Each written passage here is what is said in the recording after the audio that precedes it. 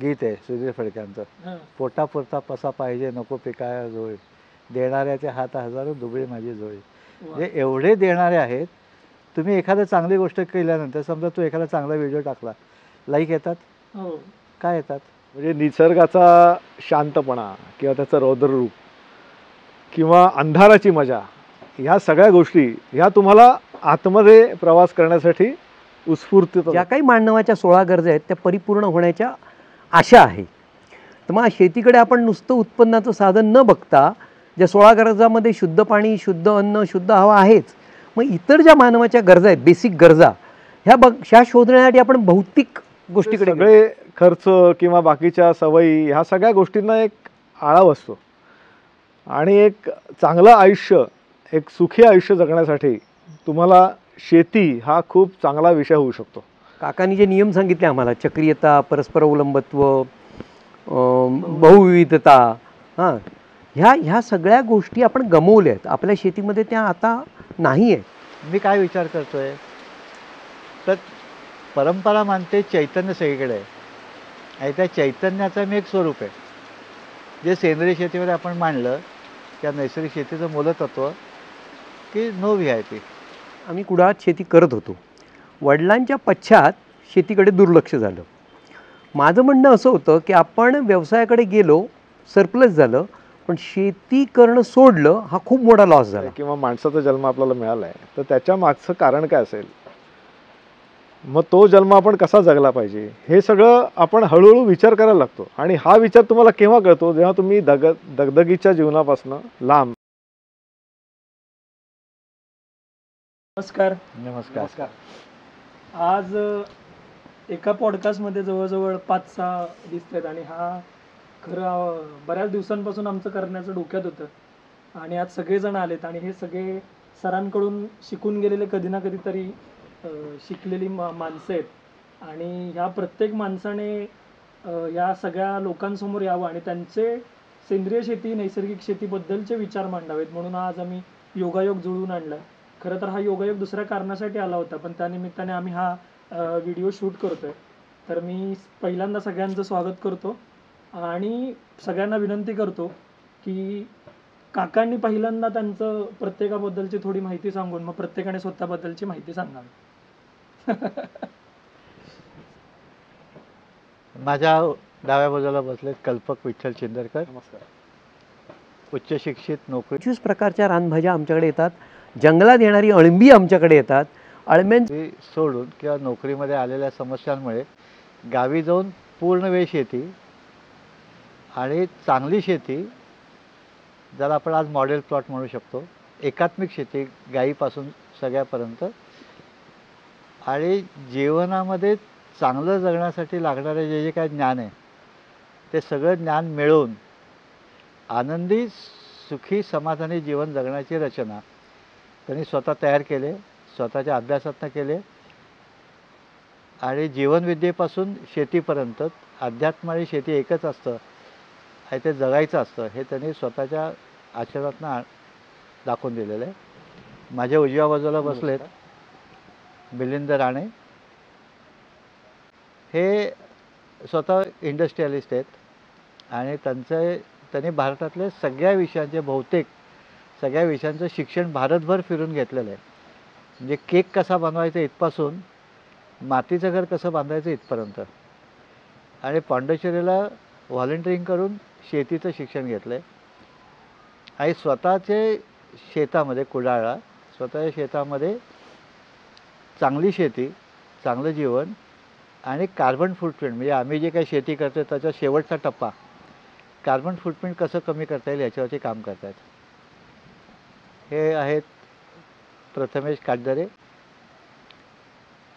BSc आणि horticulture, आणि काही वर्ष नोकरी करून स्वतःचा व्यवसाय करत आहेत आणि शाश्वततेच्या पद्धतीने विकास कसा करायचा आणि विकास करून देण्यासाठी डिझाईन आणि इम्प्लिमेंटेशन आम्ही करू अशा स्वरूपामध्ये काटदरे काम करत आहेत. माझं राहिलं, माझं पण सांगा, तुम्हीच सांगा. हे आमचे संतोष बोबडे. आमच्या चौघांच्याकडे नसलेला विषय ते जास्त चांगल्या पद्धतीने मांडतात. म्हणजे आम्ही चौघजण जे काही करणार आहोत त्याचं मूल्यवर्धन करून योग्य व्यक्तींपर्यंत पोचवण्याचं काम ते करतात. स्वतः इंजिनियर असून शेती करतात आणि शेतीतनं पैसे मिळण्यासाठी आणि योग्य लोकांपर्यंत योग्य वस्तू पोचवण्यासाठी काम करतात. त्यांनी मित्रांचा गट तयार केला आहे आणि आमचं जे काय आता काम चाललं आहे याच्यामध्ये प्रामुख्याने आमची माहिती लोकांपर्यंत पोचवण्याचं काम, स्वतःचे साहित्य, कल्पना याच्यावरती प्रभुत्व आहे, लिखाणावर प्रभुत्व आहे, तत्त्वज्ञानापासून पैशापर्यंत सगळ्या विषयाचा अभ्यास आहे आणि ते अभ्यास स्वतःच्या जीवनामध्ये आणण्याचा प्रयत्न करतात. धन्यवाद. आणि ही सगळी बिलंदर माणसं आहेत सगळी, म्हणजे ह्यांना भेटल्यानंतर खरं आपण आयुष्य आणि जीवन कसं जगायचं ह्याचा प्रत्येक वेळी आपल्याला प्रत्यय येत राहतो.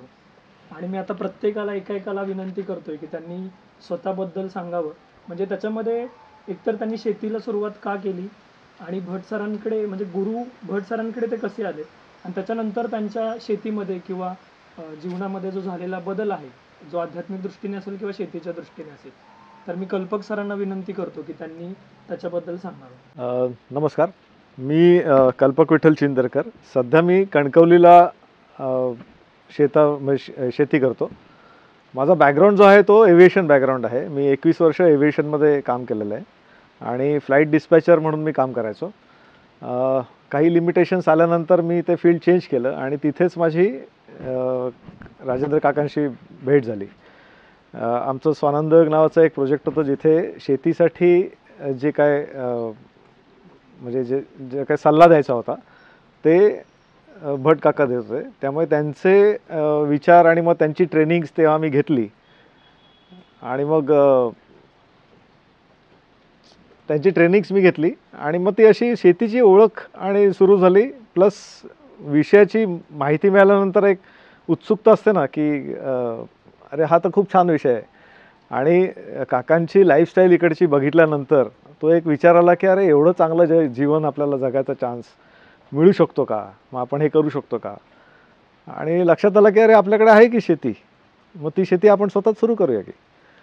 आणि मग तसं काकांव्यतिरिक्त अजूनही इतर सावे गुरुजी आहेत, पाळेकर गुरुजी आहेत, त्यांचं देखील मी थोडंसं कन्सल्टिंग घेतलेलं आहे, तिकडे ट्रेनिंग देखील केलेली आहेत. पण ही काकांकडे आल्यानंतर एक वेगळाच म्हणजे शेतीकडे बघण्याचा, जीवनाकडे बघण्याचा एक दृष्टिकोन तयार झाला. ह्या गेली 7 वर्ष मी हे सगळं करतोय आणि त्या 7 वर्षामध्ये असं जाणवायला लागलं की अरे आपल्या गरजा ह्या फारच कमी असतात आणि त्या जर का आपण नीट ओळखल्या पहिल्या गरजा की काय आपली ओळख काय, मुळात ओळख काय आहे, ती कळल्यानंतर तुमचे सगळे खर्च किंवा बाकीच्या सवयी ह्या सगळ्या गोष्टींना एक आळा बसतो आणि एक चांगलं आयुष्य, एक सुखी आयुष्य जगण्यासाठी तुम्हाला शेती हा खूप चांगला विषय होऊ शकतो. म्हणजे आपण म्हणतो की भारत हा कृषीप्रधान देश आहे वगैरे, पण आत्ताची जी परिस्थिती आपण बघतोय, जे ढासळतं रूप शेतीचं किंवा शेतकऱ्यांच्या ज्या परिस्थिती आहेत ते आपण बघतोय, तर त्या परिस्थितीला आपण सुधारू शकतो का, त्याच्यामध्ये काही आपण बदल करू शकतो का, की ती एक जीवनशैली म्हणून लोकांमध्ये जी पूर्वी प्रचलित होती त्याला तेच एक ग्लॅमर होतं की शेती हा नंबर 1 असा जो म्हणायचा, ते आपण आणू शकतो का. तर त्याच्यासाठी विचार करायचा आणि त्याच्यासाठी प्रयत्न करायचा माझा एक मानस आहे आणि तसंच जीवन आपल्याला जगायला पाहिजे म्हणून एक प्रयत्न पण चालू आहे. बऱ्यापैकी काकांचं म्हणजे ट्रेनिंग तर घेतलंच आहे, पण वेळोवेळी सल्ला आणि हे घेणं हे चालूच असतं. वेगवेगळे प्रयोग काकांनी जे केलेत आणि आपल्याला देखील सुचत आहेत, आपल्या वातावरणामुळे जे काय आहेत ते करायचा एक प्रयत्न चालू आहे. आणि हळूहळू म्हणजे पहिल्यापासून नॅचरल म्हणजे केमिकल कधी वापरलंच नाही, युरिया DAP हे विषय कधीच नव्हते किंवा कोणतंही बाहेरचं फवारणी देखील करायचा कधी विषय आला नाही. सगळं सेंद्रियच होतं. माझ्याकडे गायी आहेत त्यामुळे गो आधारित म्हणजे जीवामृत असेल, मग गोकृपामृतम असेल किंवा कल्की असेल, असे सगळे गोष्टी ज्या आपल्याला अवेलेबल आहेत त्या वापरून सेंद्रिय पद्धतीने आपण चांगलं सकस मौल्यवान जे आपलं अन्न आहे ते तयार करणं आणि ते मॅक्सिमम आपल्या शेतामधनं येणं, जे आपल्याला रोजच्या दैनंदिन जीवनामध्ये लागतंय त्यात मॅक्सिमम गोष्टी काय घेता येतील तर त्या आणणं आणि ते एक मॉडेल तयार करणं आणि ते केल्यानंतर आपल्यावरनं मग लोकांना आपण दाखवणं गरजेचं की बाबा हे फार चांगल्या पद्धतीने आणि खूप सोप्या पद्धतीने होऊ शकतं. आपण निसर्गाकडे थोडंसं लक्ष द्यायला पाहिजे, आपला अभ्यास थोडा वाढवला पाहिजे. तर सेंद्रिय पद्धतीने सुरुवात केल्यानंतर हळूहळू जो टप्पा आहे तो नैसर्गिक शेतीचा आहे आणि असे काही प्रयत्न चालू आहेत. आता 7 वर्ष झालेली आहेत. बऱ्यापैकी आनंद येतोय आणि अजूनही शिकायची इच्छा आहे. निश्चित मातीची शेती चांगली होईल असं मला वाटतंय. आता मी तुमच्याकडे जेव्हा आलेलो कणकवलीला बऱ्याच वेळा तर शेती तर आहेच हा मुद्दा, पण शेतीला जी तुमच्याकडून अध्यात्माची जोड आहे, म्हणजे काका जसं नेहमी आपल्याला सांगतात की शेती ही फक्त शेती नाही तर ती एक जीवन पद्धती आहे. आणि मला तुमच्याशी बोलताना खूप ते जाणवलं की तुम्ही शेती तर करताच, पण तुम्हाला ते जे राहणं आहे, गावाकडे राहणं, शेतात राहणं, हे जास्त गरजेचं वाटतं. म्हणजे शेतीपेक्षा पीक तर पिकेलच, पण ते जसं काका ॲग्रिकल्चर म्हणतात, तुम्ही ज्या कल्चरसोबत ॲग्री केलेलं, तर आम्हाला प्लीज त्याच्याबद्दल सांगा की तुम्हाला जो हॅपीनेस आपण म्हणतो, म्हणजे कोकणामध्ये तुमचा शब्द आहे सुशेगाद आयुष्य, तर ते तुम्हाला शेतीतून कसं मिळतंय त्याच्याबद्दल आम्हाला सांगा. हां, ते मिळायचं कसं आहे की आपण जेव्हा निसर्गाबरोबर राहायला लागतो तेव्हा काही गोष्टी आपण त्या निसर्गाकडनं आपोआप घेत असतो, त्या नकळत देखील येत असतात. म्हणजे निसर्गाचा शांतपणा किंवा त्याचं रौद्ररूप किंवा अंधाराची मजा, ह्या सगळ्या गोष्टी ह्या तुम्हाला आतमध्ये प्रवास करण्यासाठी उत्स्फूर्तता देतात, स्फूर्ती देतात. आणि तुम्ही एकदा आतमध्ये जायला सुरुवात केली ना की तुम्हाला कळतं की अरे खरंच आपण जे काही जन्माला आलो आहे किंवा माणसाचा जन्म आपल्याला मिळाला आहे तर त्याच्या मागचं कारण काय असेल, मग तो जन्म आपण कसा जगला पाहिजे, हे सगळं आपण हळूहळू विचार करायला लागतो. आणि हा विचार तुम्हाला केव्हा कळतो, जेव्हा तुम्ही दगदगीच्या जीवनापासून लांब, जसं मी आता कणकवलीला राहतो आहे, फार सुंदर असं ते शेत आहे, आजूबाजूला कोणतंही घर नाही आहे, कोणाचा डिस्टर्बन्स नाही आहे, तुम्ही तुमचे मालक आहात, तुमचा वेळ तुमच्याकडे आहे आणि तो वेळ आता चांगला कसा घालवावा हा चॉईस देखील तुमच्याकडे आहे. त्यामुळे जेव्हा तुम्ही सेंद्रिय शेती किंवा नैसर्गिक शेती ह्याकडे जेव्हा वळता तेव्हा त्या वनस्पतीकडनं, त्या प्राण्यांकडनं, कीटकांकडनं आपण काहीतरी शिकत असतो. आणि त्यात आपला जो सेंद्रिय शेतीमधला जो चौथा घटक आहे की नो व्हीआयपीझम, म्हणजे कोणीच वर नाही कोणीच खाली नाही, सगळेच एकाच लेवलला आहेत आणि प्रत्येकाचं निसर्गामध्ये येण्याचं कारण आहे, तो त्या कारणासाठी आलेला आहे, तो उगाच आलेला नाही आहे. तर हे जेव्हा आपण समजून घेतो तेव्हा मला देखील तेवढीच त्या गोष्टीची गरज आहे. म्हणजे फॉर एक्झाम्पल मी तुम्हाला सांगेन की माझ्याकडे माकडं आली होती आणि माकडं हा उपद्रव देणारा प्राणी असं एक साधारण चित्र आहे, पण नीट विचार केला तर हीच माकडं तुमचं जंगल वाढवत आहेत. त्यांच्या पोटातून पडणारी, त्यांच्या विष्ठेतून पडणारी बिया ह्या कुठेतरी रुजत आहेत.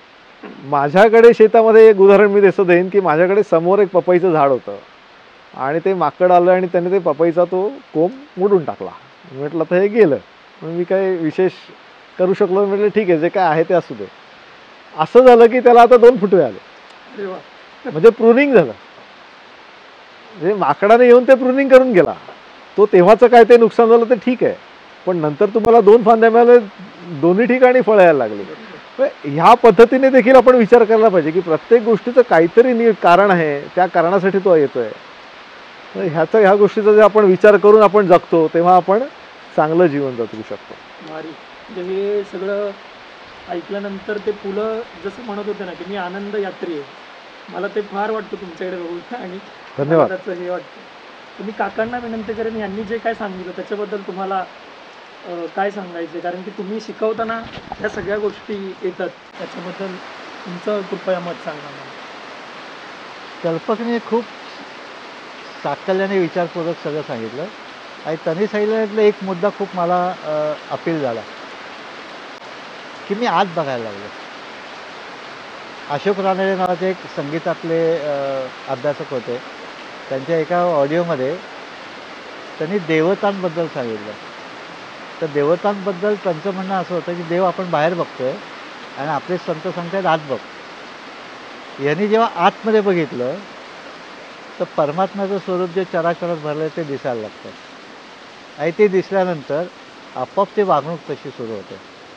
आणि त्यांनी जे म्हणणं की त्या सृष्टीमध्ये तयार झालेल्या रचनेमध्ये सकारात्मक ऊर्जा तयार करणारे घटक त्यांच्यापासून वनस्पतीपर्यंत असतात आणि ते सकारात्मकता जेव्हा तयार होते त्याच्यापासून जी निर्मिती होते ती निर्मिती आनंददायी असते. ते सकार अरे किती छान आहे म्हटलं तर आपल्याला छानच वाटायला, हे काय फालतू आहे म्हटलं तर आपल्याला फालतू वाटायला लागतं. जे माझ्या मनामध्ये जे येतं आहे ते महत्त्वाचं आहे. जे साहित्यामध्ये संतांमध्ये आत्ताचे संत वामनराव पै ते म्हणतात तूच आहे तुझ्या मनाचा शिल्पकार. मी काय विचार करतो आहे तर परंपरा मानते चैतन्य सगळीकडे आहे आणि त्या चैतन्याचं मी एक स्वरूप आहे. जे सेंद्रिय शेतीमध्ये आपण मांडलं त्या नैसर्गिक शेतीचं मूलतत्व की नो VIP. आणि जेव्हा साधना होते अभ्यास होतो त्या माझी क्षणभंगुरता हे लक्षात येते आणि मी नम्र होतो किंवा या परिसंस्थेशी जोडला जातो. जेव्हा मी माणूस म्हणून असतो तेव्हा मी जोडलेला नसतो. माणूस म्हणून जेव्हा मी असतो तेव्हा मी प्रभुत्व गाजवायचा प्रयत्न करतो आणि परिसंस्थेचा एक होतो तेव्हा मी त्यांच्यातला होऊन तसं जगायला लागतो. आपल्या त्यांच्यातलं होऊन तसं जगायचं म्हणजे निसर्गपूरक जीवनशैली निसर्गाच्या बरोबर आणि निसर्गाचं संवर्धन करून. तर ते करण्याचा एकमेव उपाय किंवा माझ्या मते एकमेव साधन चांगली शेती हा आहे की ती सगळ्यात मोठी साधन आहे निर्मितीची. आणि निर्मिती करत असताना तिथे अपेक्षा नसते. आत्ता आपण शेतीमध्ये अपेक्षा ठेवून शेती करतो. जर आपल्याला बदल करायचे असेल तर सावे गुरुजी असं सांगायचे प्रत्येक जीव जन्माला आल्यानंतर तो त्याच्या पुढची प्रजा तयार करतोच. तो त्याच्या क्षमतेनुसार करतो आणि ती क्षमता गुणवत्तेची असते. आम्ही आज क्षमता वाढवायचा प्रयत्न करतो आहे आणि गुणवत्ता ढासळतो आहे की मला अपेक्षा आहे याने 5-10 डझन आंबे दिले पाहिजेत, पुढच्या वर्षी 20 डझन दिले पाहिजेत, आंबे वाढले पाहिजेत आणि त्याचा उपभोक्ता मी एकटा असला पाहिजे. ह्याच्यासाठी मी जे काय प्रयत्न करतो ते परिसंस्थेला घातक असतात. त्याचे जेव्हा आतमध्ये माणूस बघतो त्या सगळ्यातनं तो बाहेर पडतो आणि छान आनंदाने जगणं त्याने आणि मी ते जे आहे सृष्टी हे थोरोने असं मांडलं होतं की मी समोर दिसणारे सगळे जे आहे ते आरसा आहे माझा. मी त्यांना चांगलं दिसलं तर ते मला चांगलं दिसणार आहे. जे मी आपण भारतीय परंपरेमध्ये ओरा मानतो. माझा ओरा चांगला आहे. ओरा विचारांशी आणि तत्वाशी निगडीत असतो. तो चांगला प्रयत्न करायचा का हव्यास करायचा आहे. तर आतमध्ये बघणं ही जी प्रक्रिया कल्पकने मांडली ती खूप महत्त्वाची आहे. तर ती जर आपण केली तर आपल्याला बऱ्याच गोष्टी समस्या सुटतील असं माझं मत झालं बरं का. आता म्हणजे म्हणजे शेतीला अध्यात्माची जोड हे आहेत पण शेवटी तरुण पिढीचा प्रश्न येतो की शेती कशाची खायची. म्हणजे जीवन पद्धती हा प्रश्न महत्त्वाचा आहे पण त्याचसोबत शेतीचं डॉक्युमेंटेशन झालं पाहिजे का, ते कसं झालं पाहिजे. जसं काका नेहमी सांगतात की जर पाऊस येणार आहे तर हे 108 दिवसापूर्वी कळतं तर तेव्हा नोटिंग ठेवलेली असते किंवा आता 190 दिवस अगोदर किंवा नक्षत्रांचा अभ्यास आहे. ही सगळी निरीक्षण आहे आणि निरीक्षणं टिपून ठेवणं हे खूप धाडसाचं काम आहे. आणि मला वाटतं आपण काही बाबतीत भारतीय ह्या बाबतीत मागे आहोत की आपण नोटेशन ठेवत नाही. आत्ताचे मागे आहोत पूर्वीचे नाही. तर मी राणे सरांच्यात हे खूप बघितलंय. आणि दुसरं म्हणजे ती एक गोष्ट आणि दुसरी महत्त्वाची गोष्ट की तरुण पिढीने जर शेतीकडे वळलं पाहिजे तर त्याला इकॉनॉमिकल अँगल पाहिजे. आणि तुम्ही स्वतः इंडस्ट्रियलिस्ट आहात त्यामुळे तुम्हाला तो खूप चांगला माहिती आहे. तुम्ही त्याच्याबद्दल सांगा आणि तुमची पण माहिती सांगा. मी म्हणजे माझी आजीशी मी प्रेरणा घेतली आजीकडनं. माझी आजीचं पूर्ण सगळी शेती म्हणजे कुटुंबाला लागणाऱ्या सगळ्या गरजा आजी शेतीतनं पूर्ण करत होती. बाकीच्यांप्रमाणे माझे वडील आणि माझे काका पण शेतीत पुरत नाही म्हणून वेगळ्या व्यवसायाकडे वळले. पण माझे वडील आणि आई आम्ही कुडाळात शेती करत होतो. वडिलांच्या पश्चात शेतीकडे दुर्लक्ष झालं. माझं म्हणणं असं होतं की आपण व्यवसायाकडे गेलो, सरप्लस झालं, पण शेती करणं सोडलं हा खूप मोठा लॉस झाला. का आता आपण भारत कृषीप्रधान देश म्हणतो त्याच वेळेला सगळ्यांचा शेतीकडे बघण्याचा दृष्टिकोन हा खूप चुकीचा आहे. आपल्याला जर आपलं देशाचं कृषीप्रधान म्हणून हे जर टिकवायचं असेल तर इतर गोष्टी अडॉप्ट केल्याच पाहिजे. आधुनिकता अडॉप्ट केली पाहिजे, तंत्रज्ञान अडॉप्ट केलं पाहिजे, पण ते शेतीला टिकवून. हे मी म्हणण्याचं कारण हे की अरुण काका देशपांडेंकडे मी 2 महिने होतो तेव्हा त्यांनी म्हटलं की मानवाच्या ज्या गरजा आहेत त्या सगळ्या निसर्गाकडनं पुऱ्या होऊ शकतात. आता आपण म्हटलात की डॉक्युमेंटेशन, मी खूप ठिकाणी 2005 पासून शेती, नैसर्गिक शेती, सेंद्रिय शेती याची माहिती घेतो आहे. आम्ही पहिल्यापासून सेंद्रिय शेती करतो आहोत. खूप तज्ज्ञांना भेटलो, पण ते कसं करायचं हे कळत नव्हतं. काकांकडे आल्यापासून मला ते कसं करायचं हे कळलं आणि मी काकांकडे माझ्या कुटुंबाकडे खूप हट्ट करायचो की आजीला एक श्रद्धा म्हणून किंवा तिला श्रद्धांजली म्हणून आपण तिची शेती विकसित करूया. पण कोणी मला सहकार्य केलं नाही, कारण ते आता त्यांचं म्हणणं असं होतं की गावातल्या लोकांचं पण म्हणणं असं होतं की त्यावेळेला शेती परवडत होती, आता परवडत नाही आणि आता होत नाही. काकांकडे येऊन हे कळलं की आपण परिसंस्था गमावली आहे.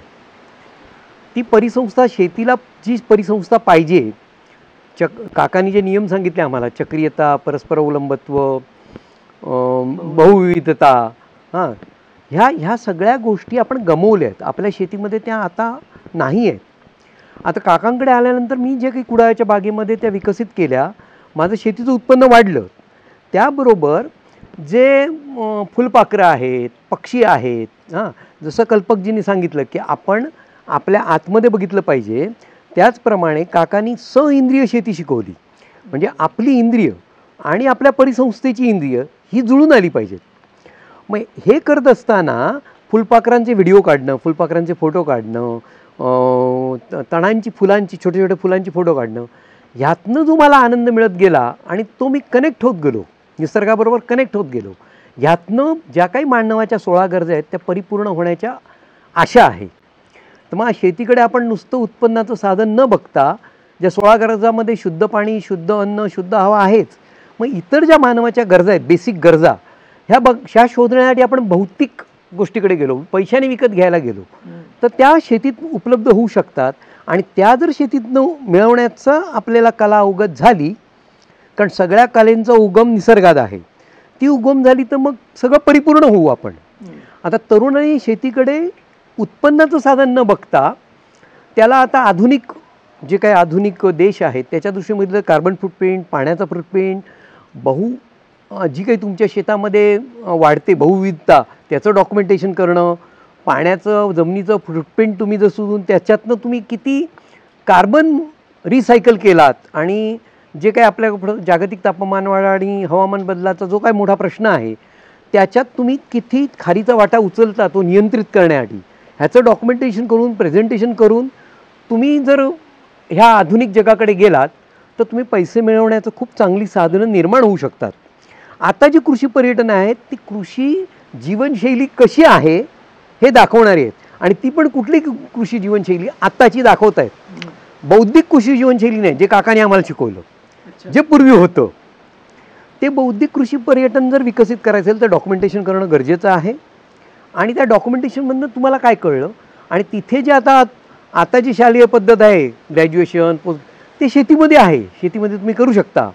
पण हे बेसिक काकांकडनं शिकून घेऊन तुम्ही जर तुमच्या शेताचं डॉक्युमेंटेशन केलं तर शेतच तुमचं गुरु होईल आणि तुम्ही खूप छान करू शकता. आणि रेफरन्सला तुम्हाला खूप इंटरनेटवरनं खूप मिळतं आणि तुम्ही स्वतःला स्वविकसित करू शकता आधुनिक जगात उभं राहण्यासाठी.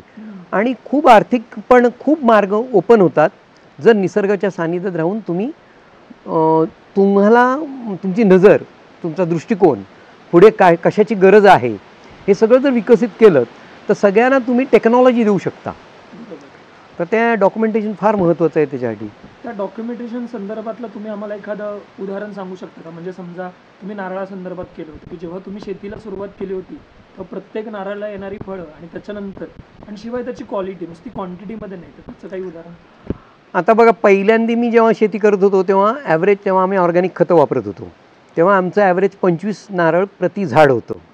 हां, नंतर पाळेकर सरांचं जीवामृत वगैरे हे केलं तेव्हा 50 झालं आणि ते तिथे स्टॅगन झालं. काकांचं जेव्हा आम्ही टोटल ॲडॉप्ट केलं तेव्हा 75 झालं, 80 झालं, आता 100 झालं आहे.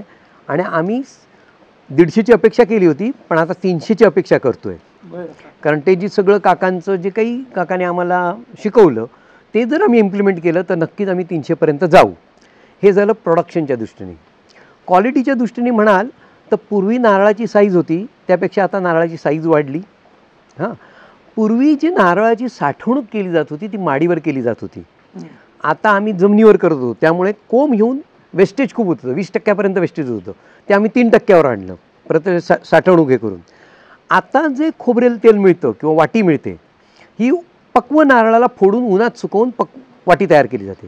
खरं तसं नाही आहे. त्याचं पाणी सुकवून गुडगुडं जेव्हा होतं नॅचरली, ते फोडून त्याचं जे होतं सुकं खोबरं त्याची क्वालिटी चांगली येते, त्याचं तेल चांगलं, ते तेल 2 वर्षापर्यंत त्याला काही वास येत नाही, चांगलं येतं. आम्ही व्हर्जिन ऑइल करून, म्हणजे पारंपरिक पद्धतीने करतात ते पण व्हर्जिन ऑइल करून बघितलं, त्यांनी ते 2 वर्ष टिकतं. आता जर मी फ्रेश नारळ उत्पादित केला आणि विकला तर घाऊकला मला 7 ते 10 रुपये दर मिळणार. तेच मग मी सुकी वाटी किंवा खोबरेल तेल काढलं तर माझं 25ला ॲव्हरेज जाणार. मी जर व्हर्जिन ऑइल काढलं तर माझं 30 ते 35ला जाणार. आणि मी जर आता आम्ही MIDCत आहोत, जर मी MIDCच्या रोडवर छोटंसं एक हे ठेवलं आणि शहाळं विकलं तर 45ला जाणार. आणि गोव्यात आता गोवा सरकार हे देते की 60 प्रकारचे तुम्ही उत्पादनं बनवू शकता नारळापासून, गूळ बनवू शकता. म्हणजे स्वतःला आपल्या घरातल्या गरजा, आता कोकणात नारळ आहे तर नारळावर आधारित आम्ही त्या पुऱ्या करू शकतो. असं प्रत्येक ह्याच्यात होतं. आंब्यामध्ये करू शकतो, काजूमध्ये करू शकतो, नंतर रानभाज्यांमध्ये करू शकतो. आमच्याकडे रानभाज्या आता काकांचं आम्ही हे तंत्र विकसित केल्यानंतर 25 प्रकारच्या रानभाज्या आमच्याकडे येतात. जंगलात येणारी अळंबी आमच्याकडे येतात. अळंब्यांचे विविध प्रकार आमच्याकडे तुम्हाला बघायला मिळतील. तर ही जी समृद्धी आहे ह्याचं डॉक्युमेंटेशन करून आपल्याला व्यावहारिकता कशी करता येईल, वर्कशॉप घेऊन करता येईल, शाळेतल्या मुलांना त्याचं अवेअरनेस करून करता येईल, ह्याचे खूप वाव आहे. पण ती दृष्टी आम्हाला काकांमुळे प्राप्त झाली. म्हणजे या गोष्टीला म्हणजे सेंद्रिय किंवा नैसर्गिक शेती ही फक्त श्रीमंतांची आणि त्याच्यातून पैसे मिळत नाही, हा जो मुद्दा आहे तो ह्या तुमच्या सगळ्या बोलण्यातून फाटा फुटतोय की असं नाही आहे त्याच्या संदर्भात. आणि काकांकडे पण मी पाहिलं की काकांची पण जी पद्धतीने शेती करतात त्याच्यामध्ये सुद्धा त्यांचं जे भाताचं उत्पादन आहे हे रासायनिक शेतीमधले सगळे वापरून सुद्धा जास्त उत्पादन काकांकडे होतं. तर काका राणे सरांनी जे सांगितलं की जेव्हा मी तरुण म्हणून शेतीकडे बघतोय तर मला माझं जीवन पद्धती चांगली करायचीच आहे, पण मला कुटुंब पण सांभाळायचं. आणि राणे सरांकडून ते कळालं. ते तुम्हाला त्याच्याबद्दल काय सांगायचं की तुमच्या शेतामध्ये पण ते होते, तर तुम्ही त्याच्याबद्दल कृपया सांगा. म्हणजे तुमच्या शेतात पण आपण पाहिलं की जेव्हा तुम्ही सगळी शेतात बाहेरून काही म्हणजे एक घमेलं शेणखत न वापरता सुद्धा जितकं तुमचं उत्पादन येतंय तितकं काही शेतकऱ्यांचं रासायनिक खतं टाकून सुद्धा येत नाही. तर ही सेंद्रिय शेतीमध्ये ही पण ताकद आहे आणि राणे सरांच्याकडून आपल्याला ते लक्षात येतं. तर तुम्ही त्याच्याबद्दल राणे सरांबद्दल पण थोडं सांगा आणि त्याबद्दल पण थोडं सांगा. राणे सरांनी जे आत्ता सांगितलं त्याच्यामध्ये 2 त्यांनी दृष्टिकोन मांडले महत्त्वाचे. एक म्हणजे फक्त शेती उत्पादन करून चालणार नाही, तर शेती उत्पादनाचं गुणवत्ता वाढवून त्याचं मूल्यवर्धन कसं करता येईल. म्हणजे त्यांनी जे शहाळ्याचं उदाहरण दिलं, नारळापासून शहाळ्यापर्यंत, जे मला पैसे पाहिजे असले तर मी पैसे कमवण्याचे मार्ग त्यांनी दाखवले.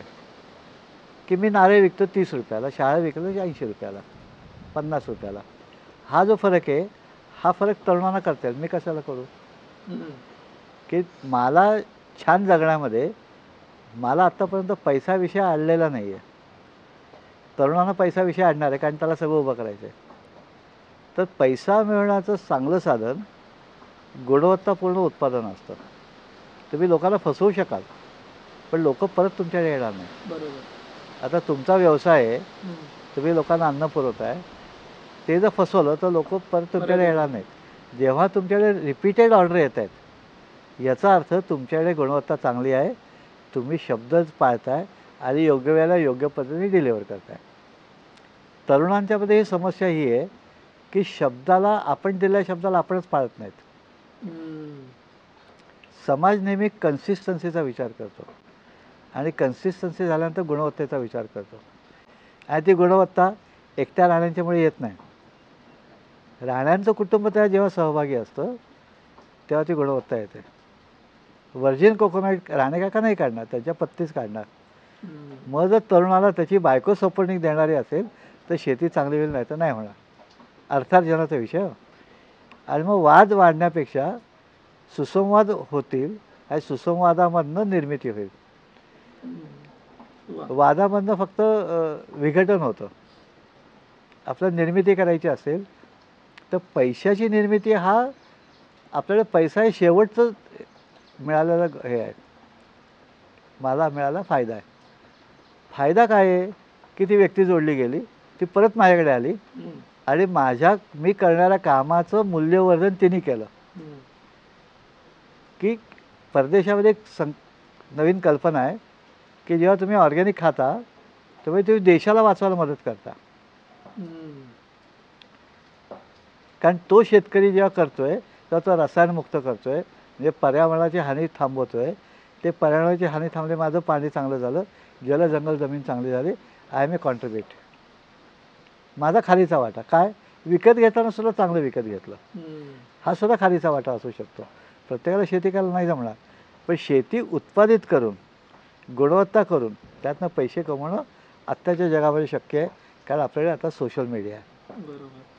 आणि अजूनही सर्वसामान्य लोकांमध्ये सुद्धा गुणग्राहकता आहे. हम्म. आणि ती गुणग्राहकता प्रगट करण्याचे वेगळी माध्यमं आहेत. त्या माध्यमातून योग्य माणसाकडनं योग्य पद्धतीने विकत घेणं हे सुद्धा माध्यम आहे. आणि जेव्हा गिऱ्हाईकाला आपण परस्पर विकतो उत्पादन, मधले मध्यस्थ जातात तेव्हा पैसे मिळतात. तर आत्ता जगातल्या ज्या कल्पना आहेत त्याच्यामध्ये महत्त्वाची कल्पना आहे स्मॉल इज ब्युटिफुल. माझं 50 एकर शेत मला ब्युटिफुल नाहीच होणार आहे. डिपेंडेबिलिटी वाढणार आहे. पण 1 एकर शेत, 2 एकर शेत मी स्वतः करणार आहे, तिथली परिसंस्था तयार करणार आहे आणि त्याचा आनंद घेऊन खाणाऱ्यालाही आनंद देणार आहे. तर पैसा हा मिळणारच आहे, गुणवत्ता आणि सातत्य. म्हणजे तुम्ही नेहमी जसं म्हणता की फार नकोय, थोडं हवंय पण छान हवंय, तर ते सगळं नाही नाही, फार हवं आहे हां. पण ते कशाला हवं आहे. बरोबर. त्याचं काय करायचं काय? आज एक छान गीत आहे सुधीर फडक्यांचं, हां. पोटापुरता पसा पाहिजे नको पिकाया जोळी, देणाऱ्याचे हात हजारो दुबळी माझी जोळी. वा. म्हणजे एवढे देणारे आहेत. तुम्ही एखादं चांगली गोष्ट केल्यानंतर समजा तू एखादा चांगला व्हिडिओ टाकला, लाईक येतात हो. काय येतात. हम्म. म्हणजे तू चांगलं काम करतोय, सामान्य करतायत पण तू करतोयस, आमचा पाठिंबा आहे. बरोबर. तर हे आपल्याला करायचं आहे. आणि पैशाच्या मागे धावलं पैसा येत नाही, काम केलं की त्याच्यामागे पैसा धावत येतो. आणि आजपर्यंत सगळ्यांचा अनुभव असा आहे हम्म. की सचोटीने निष्ठेने काम करा, मी तुझ्या पाठीशी आहे, स्वामी पण सांगतात.